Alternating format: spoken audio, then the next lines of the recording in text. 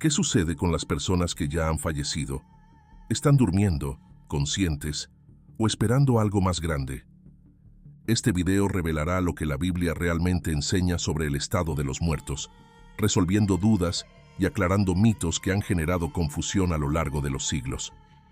Te aseguramos que al verlo hasta el final, tendrás una visión clara, basada en las Escrituras, que te traerá paz, esperanza y una comprensión más profunda del plan eterno de Dios. Preguntas provocativas. ¿Pueden los muertos vernos? ¿Pueden escuchar nuestras oraciones? ¿Qué dice la palabra de Dios al respecto? En el principio, Dios formó al hombre del polvo de la tierra y sopló en sus narices aliento de vida, y el hombre se convirtió en alma viviente. Génesis capítulo 2, verso 7.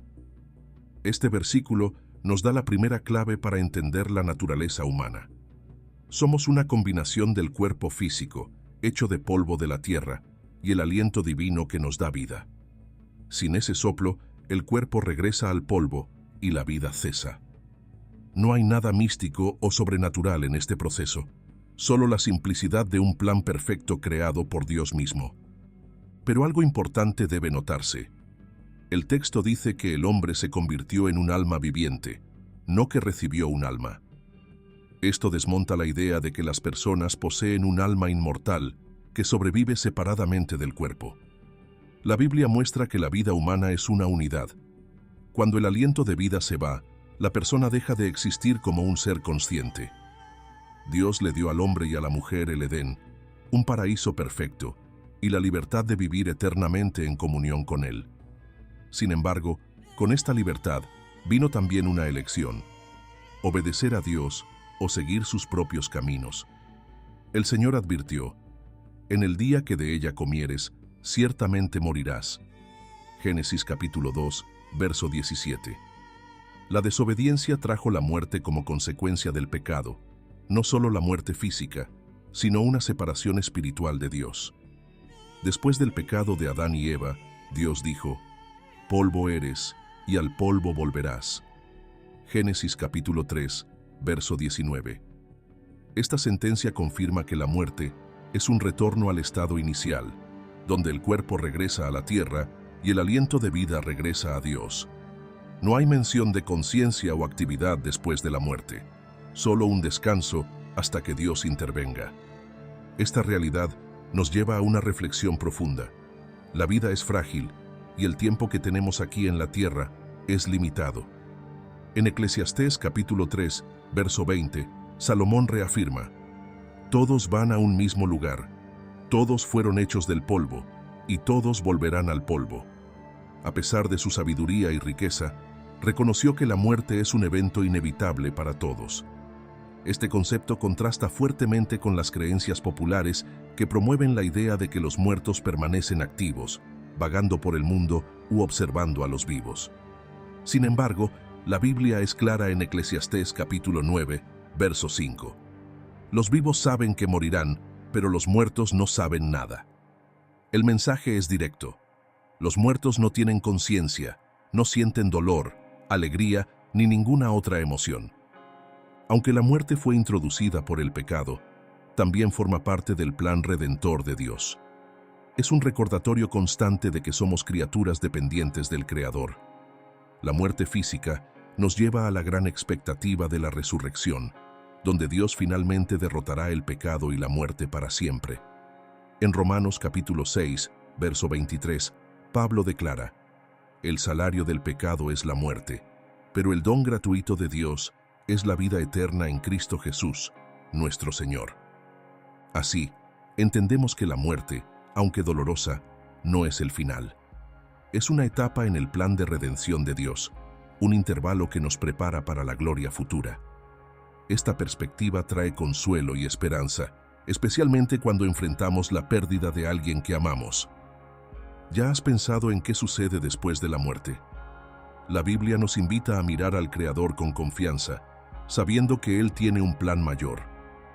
La verdadera pregunta no es solo entender la muerte, sino vivir en preparación para la eternidad. Esta es la base para comprender el estado de los muertos y el propósito de Dios. En los próximos puntos, exploraremos aún más cómo esta verdad bíblica se aplica a nuestra vida hoy. Preservar la justicia de Dios. La muerte y el reposo de los difuntos garantizan que todos serán juzgados de manera justa y al mismo tiempo en el día del juicio. Esto elimina la idea de que algunos reciban su recompensa o condenación antes que otros. Como dice Hebreos capítulo 9, verso 27, está determinado que los hombres mueran una sola vez y después de esto enfrenten el juicio. El estado intermedio nos recuerda que la vida y la muerte están en las manos de Dios. Él es quien tiene el poder de dar y restaurar la vida. En Eclesiastés capítulo 12, verso 7, Salomón escribe: «El polvo vuelva a la tierra, de donde vino, y el espíritu vuelva a Dios, que lo dio». Este retorno al Creador refleja nuestra total dependencia de Él, incluso en la muerte. Unir al pueblo de Dios en la resurrección final. Dios planeó la resurrección como un evento colectivo y glorioso. Imagina el impacto de todos los fieles a lo largo de la historia siendo resucitados juntos para ser testigos de la victoria final de Cristo sobre el pecado y la muerte. En 1 Tesalonicenses, capítulo 4, verso 16, Pablo describe esta escena. «Porque el Señor mismo descenderá del cielo con gran clamor, a la voz del arcángel, al sonido de la trompeta de Dios, y los muertos en Cristo resucitarán primero». Para los muertos, el estado intermedio es como un instante. Así como alguien que se duerme y despierta sin tener noción del tiempo que pasó, los muertos experimentarán la resurrección como si ocurriera inmediatamente después de la muerte. No hay conciencia del tiempo ni de la espera, solo la certeza de que lo próximo que verán será la faz de Cristo. Este periodo también destaca el equilibrio perfecto entre la justicia y la misericordia de Dios. Por un lado, Él permite que el mundo continúe, dando oportunidad para que más personas se arrepientan y se vuelvan a Él. Por otro lado, Él no deja a los muertos en sufrimiento o agonía, sino que los guarda en reposo. Los que confiaron en el Señor están seguros en su promesa, como Pablo declara en Filipenses capítulo 1, verso 23. «Deseo partir y estar con Cristo, lo cual es mucho mejor». Aunque la conciencia no está activa en el estado intermedio, el futuro de la resurrección y la vida eterna está garantizado por la fidelidad de Dios. El estado intermedio nos enseña a vivir con confianza y serenidad. Sabemos que, en la muerte, estamos seguros en las manos de Dios, esperando la resurrección. Esta verdad debe motivarnos a vivir con propósito, tomando decisiones que honren al Señor y reflejen nuestra esperanza en la eternidad. Además, esta comprensión debe traer consuelo en tiempos de luto. Cuando perdemos a un ser querido, podemos encontrar paz al saber que están descansando en Dios, libres del dolor, y que un reencuentro glorioso nos espera en la resurrección. El estado intermedio es una pausa intencional en el plan de Dios, donde los muertos esperan la resurrección en reposo absoluto. Es una evidencia de que Dios está en control de todas las cosas y de que su justicia y misericordia permean incluso la experiencia de la muerte. Desde el momento en que el pecado entró en el mundo, la muerte se convirtió en la gran adversaria de la humanidad. Ella simboliza separación del cuerpo y el alma, del hombre y de Dios.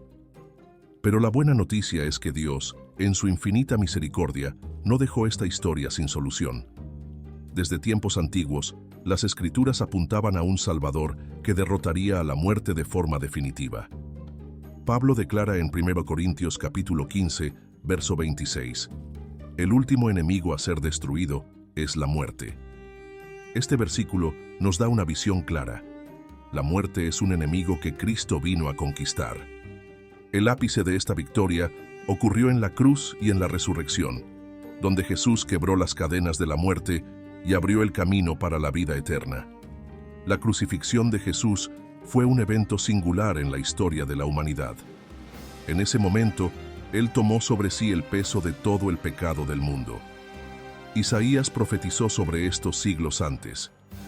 Pero Él fue traspasado por causa de nuestras transgresiones, fue aplastado por causa de nuestras iniquidades. El castigo que nos trajo paz estaba sobre él, y por sus heridas fuimos sanados.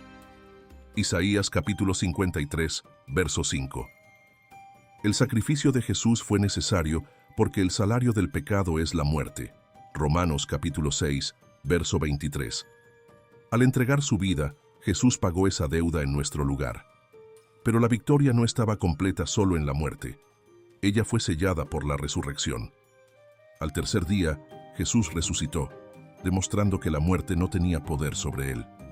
Este evento histórico es el corazón de la fe cristiana.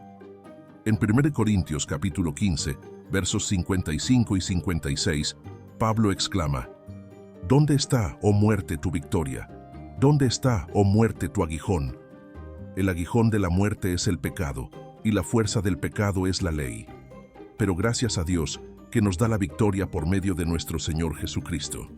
La resurrección de Jesús es la garantía de que, así como Él venció la muerte, nosotros también la venceremos.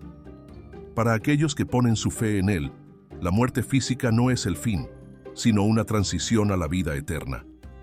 La victoria de Cristo sobre la muerte es también una promesa para todos los que lo siguen.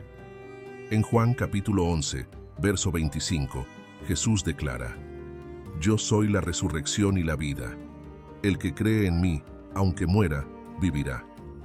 Este versículo no solo consuela, sino que apunta al poder de Jesús en traer a la vida a aquellos que están en el sueño de la muerte. La resurrección de los muertos será el gran momento en que la victoria de Cristo se manifestará plenamente. Como Pablo enseña en 1 Tesalonicenses, capítulo 4, versos 16 y 17. Porque, dada la orden, con la voz del arcángel y el resonar de la trompeta de Dios, el Señor mismo descenderá del cielo, y los muertos en Cristo resucitarán primero. Después de esto, los que estemos vivos seremos arrebatados con ellos en las nubes, para el encuentro con el Señor en los aires, y así estaremos con el Señor para siempre. La victoria de Cristo es tan completa que la muerte ya no tiene dominio sobre los creyentes. En Apocalipsis capítulo 21, verso 4, leemos: Enjugará Dios toda lágrima de sus ojos. No habrá más muerte, ni dolor, ni llanto, ni sufrimiento, porque la antigua orden ha pasado. Este es el destino final de la humanidad redimida, una vida donde la muerte ya no tiene lugar. Esto solo es posible porque Jesús enfrentó la muerte en nuestro lugar y la venció completamente. Si Cristo ya venció la muerte, la pregunta que permanece es: ¿estamos viviendo a la luz de esa victoria? ¿Estamos poniendo nuestra confianza en Él como nuestro Salvador y Señor? La victoria de Jesús nos invita a vivir en una esperanza que trasciende las circunstancias y nos conecta al plan eterno de Dios. El papel de Cristo en la derrota de la muerte no es solo una verdad teológica, sino un mensaje profundamente práctico y consolador. Él nos garantiza que, en su victoria, también seremos victoriosos. Ya no hay razón para temer la muerte, pues ha sido desarmada por el poder de nuestro Salvador. ¿Qué harás con esta verdad? Saber que la muerte ha sido vencida lo cambia todo. Puedes vivir con esperanza, con valor y con propósito, sabiendo que, en Cristo, lo mejor aún está por venir. Si aún no has entregado tu vida a Jesús, este es el momento. No dejes para mañana lo que puede transformar tu presente y asegurar tu eternidad. El Señor Jesús está con los brazos abiertos, ofreciendo la vida eterna. Aceptar su invitación significa vivir una vida abundante aquí y ahora, y tener la certeza de que la muerte es solo un punto de transición a la gloria. En Apocalipsis capítulo 21, verso 4, Dios nos hace una promesa eterna. Enjugará Dios toda lágrima de sus ojos. No habrá más muerte, ni dolor, ni llanto, ni sufrimiento, porque la antigua orden ha pasado. La muerte no tiene la última palabra. En Cristo, la vida triunfa. Que este mensaje de esperanza nos lleve a vivir con fe, con propósito y con los ojos puestos en la eternidad. Lo que nos espera no es el fin, sino el comienzo de una historia gloriosa junto a nuestro Creador. Que Dios te bendiga.